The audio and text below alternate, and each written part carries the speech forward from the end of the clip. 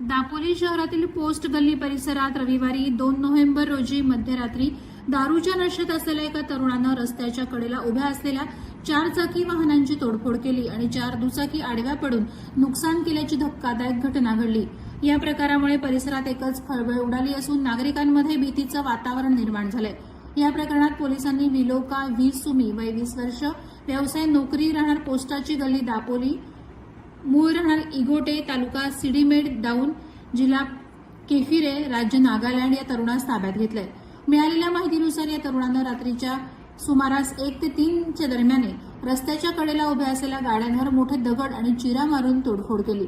त्यांनी योगेश दत्तात्रय वैद्य वय 53, राहणार पोस्टाची गल्ली दापोली यांच्या मालकीच्या मारुती एर्टिगा क्रमांक MH08Z7126 या गाडीच्या काचा फोडल्या। तसंच सुशील शशिकुमार मिसाळ यांच्या मालकीच्या वॅगनार MH08AN4603 या कारची समोरील काच, दोन्ही बाजूचे कव्हर, बोनेट आणि स्टिअरिंग भागावर दगड मारून नुकसान केलं। या तोडफोडीमुळे सुमारे 10,000 रुपयांचं नुकसान झाल्याचा प्राथमिक अंदाज आहे। तसंच इथे उभ्या असलेल्या 4 दुचाकी आडव्या पडल्या। घटनेची माहिती मिळताच दापोली पोलिसांनी तात्काळ घटनास्थळी धाव घेतली आणि पंचनामा करून संबंधित तरुणास चौकशीसाठी ताब्यात घेतलंय। त्यानं हे कृत्य नेमकं का केलं याचा तपास सुरू आहे। या प्रकारामुळे परिसरातील वाहन मालकांमध्ये चिंता आणि भीतीचं वातावरण निर्माण झालंय।